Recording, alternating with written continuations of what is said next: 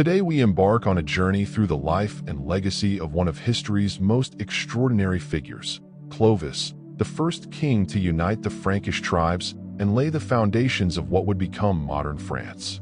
His story is not merely one of conquest and power, but a tale of vision, audacity, and transformation that reshaped the political and religious landscape of Europe. Clovis emerged from the chaos of the post-Roman world to carve out a kingdom that defied the odds, blending military genius with strategic alliances and a groundbreaking conversion to Christianity. His reign marked the dawn of a new era, bridging antiquity and the Middle Ages, and his influence echoes through the centuries, making him a titan among medieval monarchs. Clovis was born around the year 466 into the Merovingian dynasty, a lineage that would become synonymous with Frankish rule. His early years were steeped in the turbulent world of 5th-century Gaul, a land fractured by the collapse of Roman authority and the migrations of Germanic tribes. As the son of Childeric, a Frankish chieftain, Clovis was raised in an environment where leadership was earned through strength, cunning, and the ability to inspire loyalty. The Franks, though divided into smaller tribes, were known for their ferocity in battle and their deep-rooted traditions. Young Clovis would have been schooled in the arts of warfare, diplomacy, and the oral traditions that bound his people together. Little is known about his mother, Baina, but her influence, alongside the warrior culture of the Franks, likely shaped his ambition. By the age of 15, Clovis succeeded his father, inheriting a modest kingdom centered around Tournai. Yet, his ambitions were anything but modest. He understood that the fragmented Frankish tribes needed a unifying force, and he saw himself as that force. His early reign was marked by a series of calculated moves to consolidate power, often through alliances and marriages that expanded his influence. The stage was set for a ruler who would not only unite the Franks, but also challenge the very order of post-Roman Europe. Clovis's ascent to power was nothing short of meteoric, fueled by a combination of military prowess, political acumen, and an unyielding will to dominate. His first major victory came at the Battle of Soissons in 486, where he defeated the Roman general Syagrius, the last vestige of Roman authority in northern Gaul. This triumph was more than a military success. It was a symbolic break from the past, signaling the end of Roman rule and the beginning of Frankish hegemony. Clovis, ever the strategist, recognized the importance of legitimacy. He sought and received the blessing of the Eastern Roman Emperor Anastasius, who granted him the title of consul, a move that lent his rule an air of Roman prestige. Yet, Clovis's ambitions extended beyond Gaul. He understood that to secure his kingdom, he needed to eliminate rival Frankish chieftains. Through a series of battles and alliances, he systematically subdued the Ripuarian Franks, the Alemanni, and the Burgundians. His marriage to Clotilde, a Burgundian princess and a devout Christian, proved pivotal. Clotilde's influence would later play a crucial role in his conversion to Christianity, but in the early years, her connections helped Clovis navigate the complex web of Frankish politics. What set Clovis apart was his ability to turn victory into lasting power. He did not merely conquer, he integrated. He absorbed the administrative structures of the Romans, co-opting local elites and ensuring that his rule was not just feared but also respected. By the early 6th century, Clovis had transformed a collection of disparate tribes into a unified Frankish kingdom, stretching from the Rhine to the Loire. His rise was not just a personal triumph, but the birth of a new political order in Western Europe. Clovis's military campaigns were the cornerstone of his legacy, each battle a stepping stone toward the creation of a Frankish empire. His conquest of the Visigothic kingdom in 507 stands as his most celebrated achievement. At the Battle of Vouille, Clovis faced the Visigothic king Alaric II, whose domain stretched across much of southern Gaul and Spain. The Visigoths, though formidable, were no match for Clovis's tactical brilliance. His victory at Vouille was decisive, leading to the annexation of Aquitaine and the expansion of his kingdom to the Pyrenees. This conquest was not merely territorial, it was ideological. Clovis positioned himself as the champion of Orthodox Christianity against the Arian Visigoths, a move that endeared him to the Gallic Roman population and the Church. His campaigns against the Alemanni and the Burgundians further solidified his dominance. The Alemanni, a confederation of Germanic tribes, were defeated in a series of battles that extended Frankish control into modern-day Germany. The Burgundians, though initially allies through Clovis's marriage to Clotilde, were eventually subdued after a prolonged conflict. Each conquest was marked by Clovis's signature blend of ruthlessness and pragmatism. He understood that terror could be as effective as diplomacy, and he was not afraid to employ both. Yet, Clovis's genius lay in his ability to consolidate his gains. He did not rule as a foreign conqueror, but as a king who sought to integrate his subjects.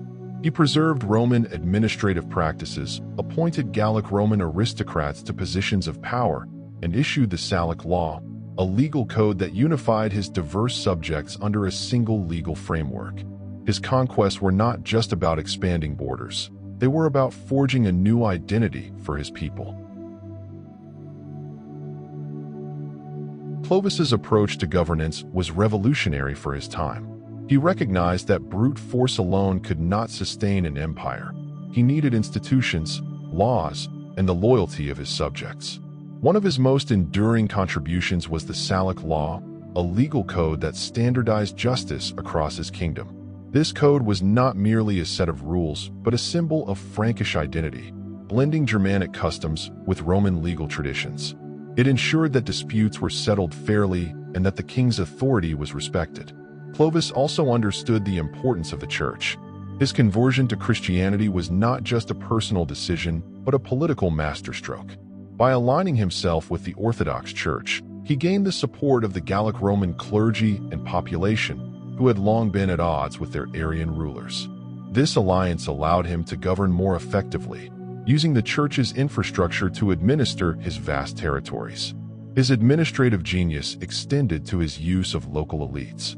Rather than replacing Gallic Roman officials, he co-opted them, ensuring continuity and stability.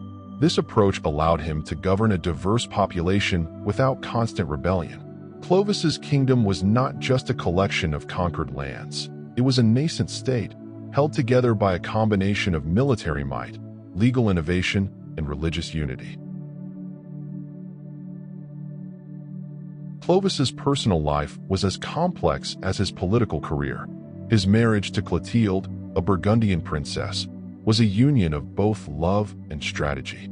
Clotilde's devout Christianity influenced Clovis profoundly, culminating in his baptism in 496, a moment that would change the course of European history. Their relationship was marked by mutual respect and shared ambition, though it was not without its challenges.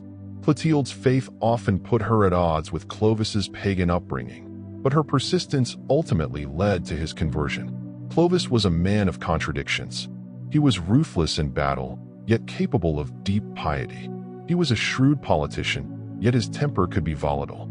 His conversion to Christianity was not just a religious act, but a calculated move to unify his kingdom. Yet, there is evidence that his faith was genuine, as he became a patron of the Church and a defender of orthodoxy. His character was defined by his ambition. He saw himself as more than a king. He was the architect of a new order. His ability to inspire loyalty, his tactical brilliance, and his vision for a united Frankish kingdom set him apart from his contemporaries. Clovis was not just a ruler, he was a nation builder. The final years of Clovis's life were marked by both triumph and tragedy. By 511, he had united the Franks, conquered much of Gaul, and established a kingdom that would endure for centuries.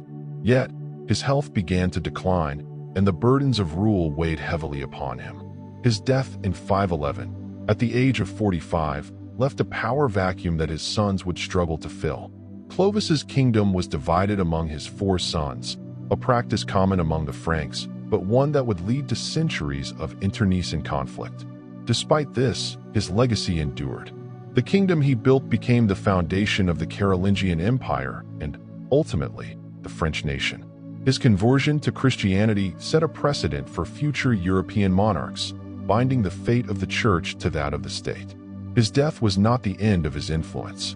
Clovis had reshaped the political and religious landscape of Europe, and his vision would outlive him. He was buried in the Basilica of Saint Denis, a fitting resting place for a king who had united a nation and forged a new identity for his people.